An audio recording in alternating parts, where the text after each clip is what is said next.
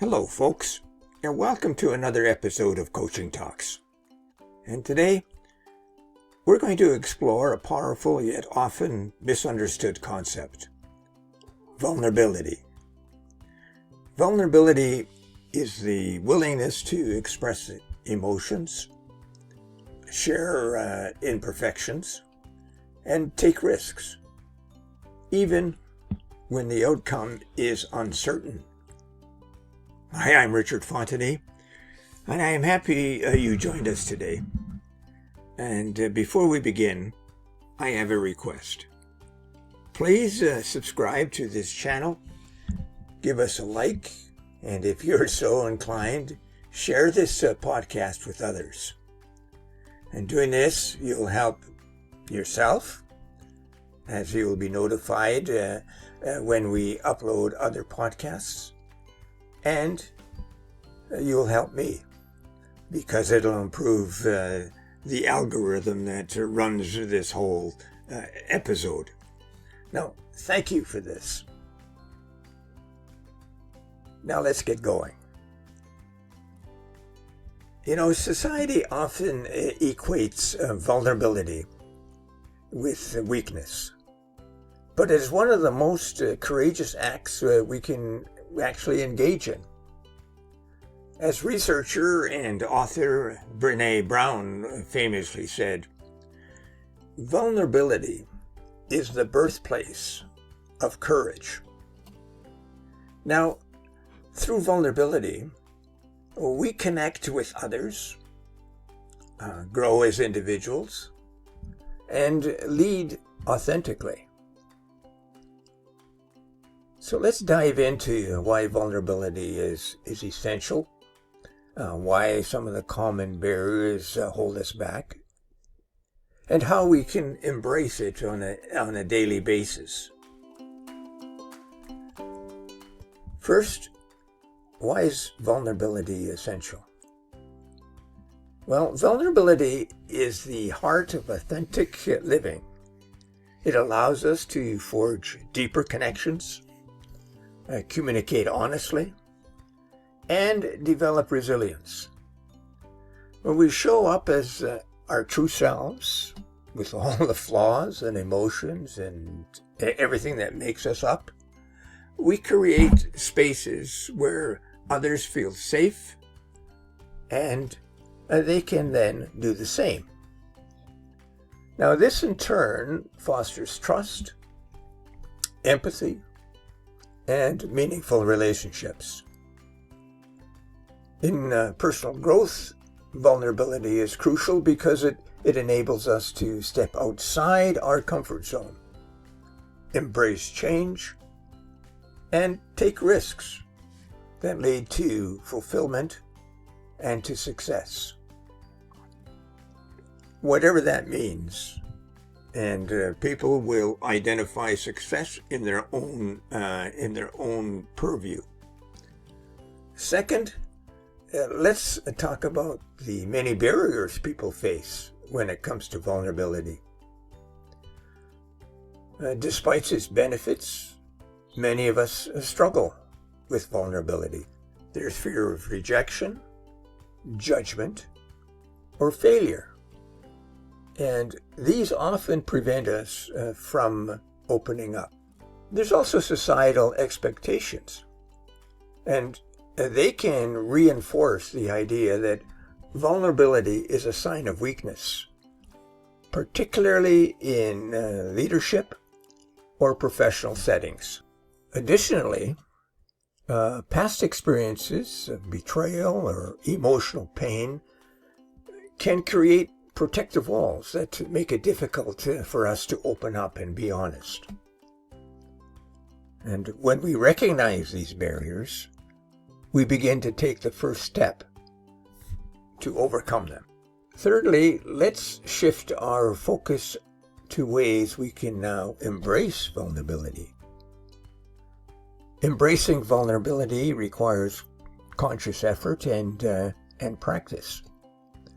Now, here are 4 steps to help integrate it into our lives. First, we can acknowledge and accept emotions. Instead of suppressing emotions, we need to allow ourselves to feel and process them. Now, this means taking the time to sit with our emotions, understand where they come from, and express them in a healthy way. Such things as journaling and meditating or speaking with a trusted friend can help process these feelings. Secondly, we can share openly with trusted individuals.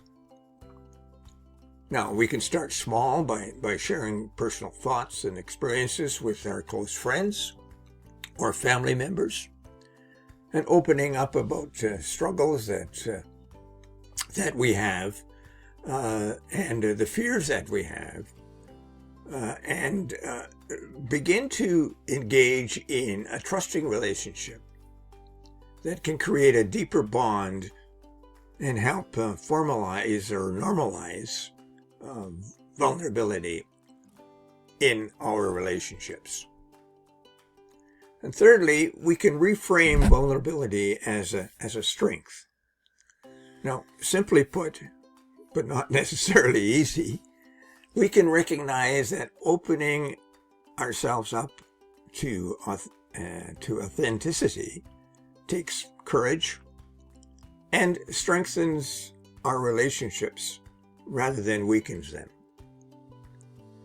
Instead of seeing vulnerability as something to be ashamed of, let's view it as a necessary part of building genuine connections and growing as a person. And fourthly, we can practice self-compassion. Now, in this instance, we can be kind to ourselves when facing setbacks and remind ourselves that imperfection is part of being human. Now, this means letting go of unrealistic expectations, embracing mistakes as learning opportunities, and treating ourselves with the same kindness that we would offer a close friend. And finally, let's look at how we can apply vulnerability in our places of business, at work, and in our lives. You know, vulnerability isn't just a personal practice. It has profound implications in various dimensions of our lives. And here are 3 scenarios to consider. A business leader who openly acknowledges mistakes fosters a culture of transparency and trust, making employees feel valued and empowered. And when business leaders admit challenges, they invite collaboration, foster innovation, and encourage a culture where employees feel safe sharing ideas and concerns without fear of judgment. And when managers in our workplaces share their personal struggles with burnout, as an example, they encourage a healthier work environment, allowing team members to feel safe to discuss mental health or mental well-being. Now, this openness can lead to a supportive culture where employees check in on each other, advocate for work-life balance, and proactively address stressors before they become overwhelming. And in life, when we observe a friend who admits she needs help, she shows she's taking the first courageous step and strengthening her bond with a trusted friend or a confidant, and creating a deeper and more meaningful relationship between the two. Now, this type of openness extends beyond friendships to family and romantic partnerships. where honest communication fosters understanding, emotional intimacy, and mutual support. Vulnerability in relationships allows for meaningful conversations, resolves conflict with compassion, and strengthens emotional connections. So in conclusion, vulnerability is a transformative force in both personal and professional life. We foster trust, deepen our relationships, and experience personal growth by embracing vulnerability. Now, it may feel uncomfortable at first, but the rewards are quite profound. Now, as a challenge, I encourage you to share one personal story or feeling with someone you trust this week. Take that first step towards authentic living. You might be surprised by its positive impact. And before I go, please remember my request. Subscribe, like, and share this podcast with those you think will benefit from it. And I thank you for doing so. And thank you for joining me in today's podcast. And next week on Coaching Talks, we will begin to explore emotional intelligence and how we can focus our attention on understanding and regulating our emotions.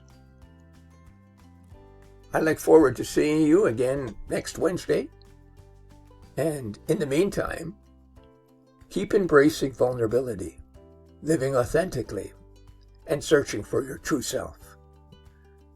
I'm Richard Fontenay, signing off for now. Oh, one more thing. Check out the resources in the description below. Bye now.